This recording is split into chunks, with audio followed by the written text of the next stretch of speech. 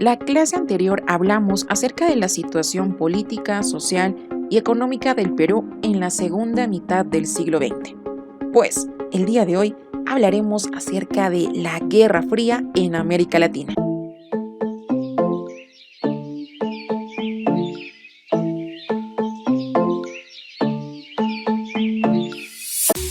¿Sabías que desde el siglo XIX Estados Unidos mostró interés en América Latina? Durante la Guerra Fría se incrementó la influencia de Estados Unidos en Latinoamérica, con el fin de evitar la aparición de brotes comunistas. Como reacción, surgieron procesos políticos de resistencia a este intervencionismo, como ocurrió en Guatemala y Cuba. Estados Unidos promovió la cooperación en Latinoamérica para afianzar su política de seguridad. Así, en 1947, se firmó el Tratado Interamericano de Defensa Recíproca entre Estados Unidos y 19 países latinoamericanos. En 1949, la integración latinoamericana, bajo el liderazgo norteamericano, se consolidó con la formación de la Organización de Estados Americanos, más conocidos como la OEA. Además, Estados Unidos consideró legítimo asumir una postura de vigilancia sobre la política latinoamericana. Los gobiernos que realizaban reformas que cuestionaban el imperialismo norteamericano caían en la sospecha de ser comunistas. Esto ocurrió en países como Chile, donde el socialista Salvador Allende fue derrocado en un golpe de Estado orquestado por las Fuerzas Armadas y la CIA, la Agencia de Inteligencia Norteamericana. Uno de los casos más conocidos fue el de Guatemala, donde el gobierno del coronel Jacobo Arbenz aplicó en 1954 un paquete de medidas económicas destinadas a mejorar la situación de los más pobres.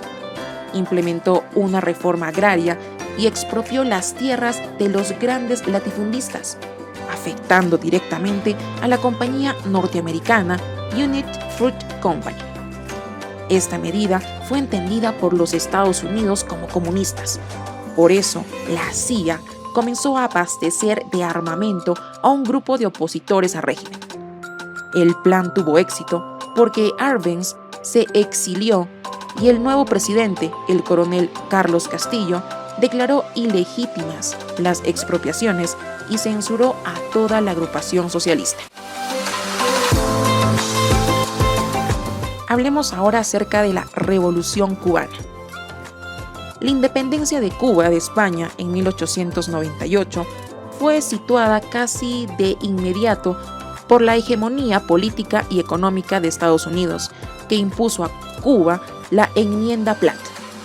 Este documento autorizaba la intervención militar norteamericana si los intereses estadounidenses eran afectados. Los gobernantes cubanos solo podían mantenerse en el poder si contaban con la aprobación estadounidense. Eso no ocurrió con el gobierno de Ramón Grau, cuyo giro nacionalista irritó a los Estados Unidos. Entonces apareció la figura de Fulgencio Batista, quien instauró un gobierno represor y corrupto favorable a los intereses norteamericanos. En este contexto, en la década de 1950, surgió la oposición armada de Fidel Castro, quien capitalizó la indignación popular y logró triunfar en 1959. Y todo esto con la ayuda del guerrillero argentino Ernesto Che Guevara. Es así que en 1956, a bordo del yate Granma, Castro, Guevara y otros 80 hombres desembarcaron en Cuba, pero fueron descubiertos. Solo hubo 12 sobrevivientes, quienes se refugiaron en la Sierra Maestra, donde organizaron el Ejército Revolucionario, esta compuesta principalmente por campesinos. Entre 1957 y 1959, los revolucionarios organizados en el movimiento 26 de julio y el director revolucionario estudiantil lucharon contra Batista y finalmente triunfaron. El 1 de enero de 1959, el dictador cayó. Hablemos acerca del tránsito al comunismo. El ejército revolucionario planteó dos postulados fundamentales: el nacionalismo y el antiimperialismo. Los primeros pasos del nuevo gobierno fueron de corte reformista, pero poco a poco los sectores moderados se fueron alejando y enfrentando a la revolución. La revolución cubana no era comunista en un principio.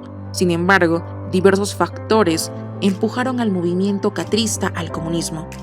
La oposición de Estados Unidos, que comenzó a ver a la revolución como un peligro dentro de su zona de influencia, la acción de los emigrados anticastristas y el antiimperialismo del movimiento empujaron a Cuba a buscar apoyo de la Unión Soviética. Esto se intensificó luego del fracaso de la expedición de exiliados cubanos a la bahía de Cochinos en abril de 1961. Por otro lado, el Partido Comunista Cubano era la única organización que podía brindar una estructura y capacidad de organización a la revolución. Así, en 1961, Fidel Castro proclamó la orientación socialista de su gobierno. Luego, poco a poco, se instauró un régimen dictatorial que preside hasta el día de hoy.